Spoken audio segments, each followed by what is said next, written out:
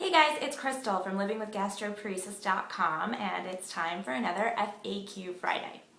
So this week's topic was inspired by a decision that I made recently in my own life due to some challenges that I was facing, and I wanted to talk with you about why I made this decision and challenge you to possibly make some changes in your own life.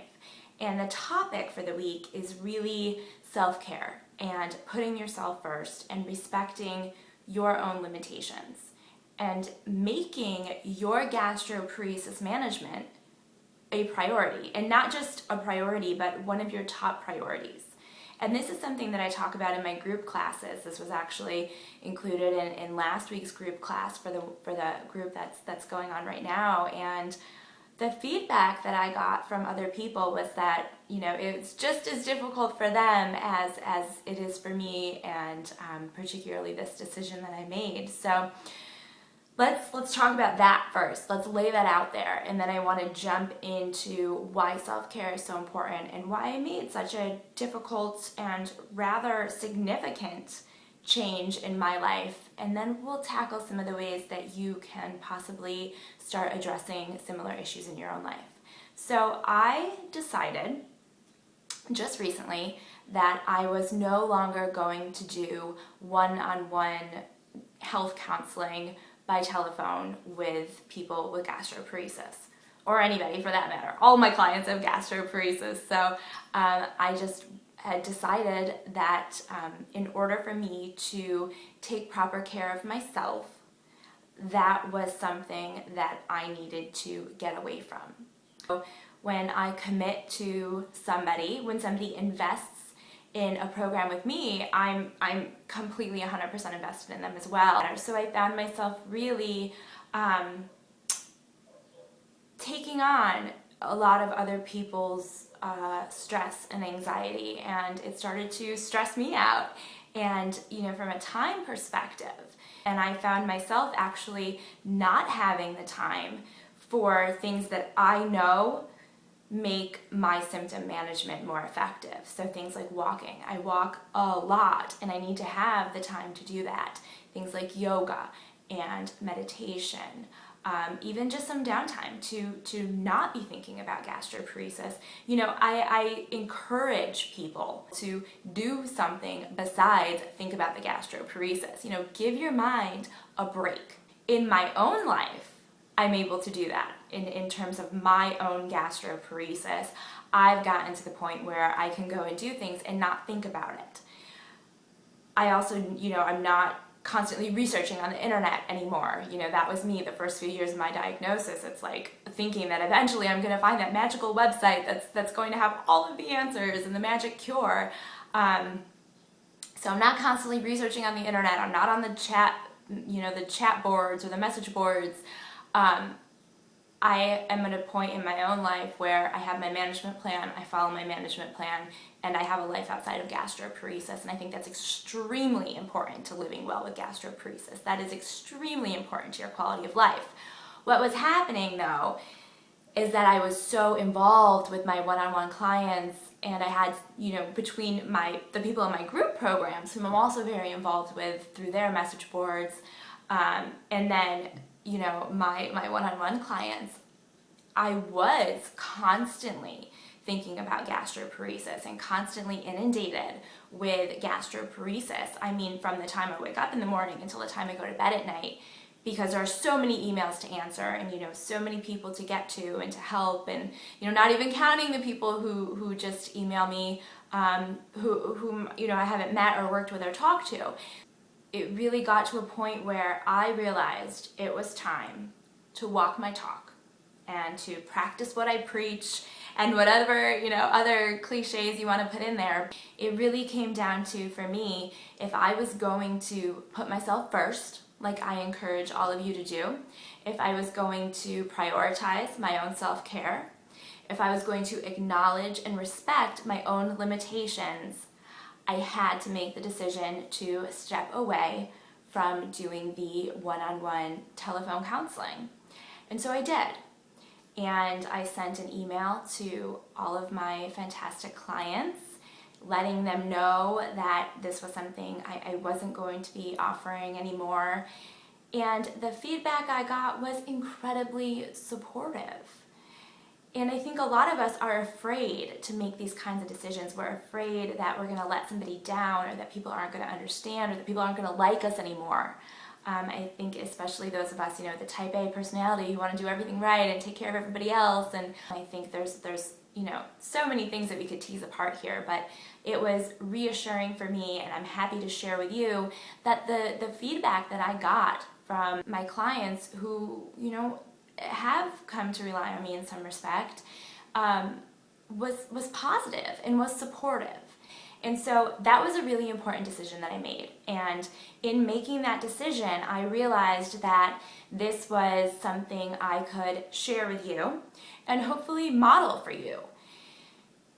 Self-care, I can't stress the importance of it, honestly, because that's what gastroparesis management really comes down to in large part. The medications and the medical treatment that's available for this condition is very limited, and many times it's ineffective. And so the rest of the things that we can do as part of our comprehensive management plan, so remember we have the medical management and the complementary therapy, but the rest of the things that we can do really come down to us and us taking care of ourselves, okay? And I don't know how to stress it any more than that. Now I know what you're thinking, because I think it too, and believe me, after the classes that I do for my group programs on this, I get so many emails and so much feedback that says, I would love to. I'd love to put myself first. I'd love to do all these kinds of self-care things, but I can't. I can't. I have a full-time job. I have a husband. I have children. I take care of my mother, my father, all of these things. I can't. And I want you to know that you can. You have to be creative about it. You have to be thoughtful about it. But really all it takes is making this your first priority. Right now, think about it. What's the one thing in your life that if it changed would change everything else? Is it feeling better on a daily basis? Is it better managing your symptoms? Is it improving your quality of life through gastroparesis management? If it is, that has got to be your number one priority. And the only way that you're going to be able to achieve those things consistently and really optimally is by prioritizing self-care and the things that you need to do. Stress management, huge. That's probably the first one. I mean, if you are overcommitted right now, if you feel like you're running yourself ragged despite the gastroparesis, despite all the things you're dealing with, that's the number one thing. That has got to change, okay? And then certainly making time for things like, the meditation and the yoga and the physical activity, and making time to make, your GP-friendly meals so that you're not eating out of boxes and bags and cans all the time, okay? So that you are making the nutrient-dense, gastroparesis-friendly food that we've talked about in other videos that's going to better nourish your body and, support your overall health and well-being and hopefully healing down the road. So I can still, I'm sure some of you are still saying this is great, but really, not realistic.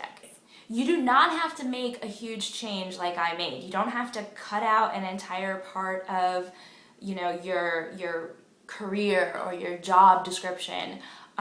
You don't have to, quit your job. I know a lot of people say, well, if I could just quit my job, then I could do all this stuff, but I can't, so, I can't do it. It's really just about making yourself the priority, okay? And if you think that's selfish, I have to tell you, self-care is not selfish. It is not. It's just necessary. And think about it. You're on the airplane, right? What's the first thing they tell you? If we lose pressure and the masks come down, put your mask on first before assisting those around you. Because if you don't, you're going to pass out and you can't help anybody around you anyway. It's really, think about it. Think about it with gastroparesis. If you're not putting yourself first, you don't feel good, you're not functioning well, you're probably, either worrying the people around you or you're snapping at the people around you. it's really not doing anybody any good. And I guarantee you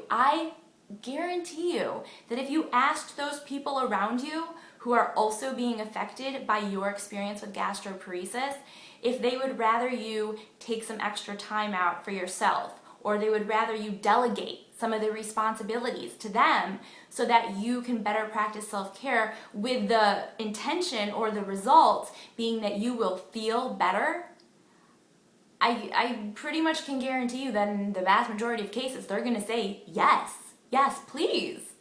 And so a lot of the things that we think we have to do, a lot of the reasons that we think we can't put self-care first is really about our own expectations and is really about the pressures that we put on ourselves. So, baby steps here. It doesn't have to be a big, sweeping, huge change. It's really about thinking about what are the things that are keeping me from taking better care of myself? Which ones can I address, and how can I do that? And so, it's going to mean prioritizing, like I said. It's probably going to mean delegating, and it might mean going outside of your comfort zone to ask other people for help or to ask for, accommodations, which you might not be used to doing. You're probably the one who's used to accommodating everybody else.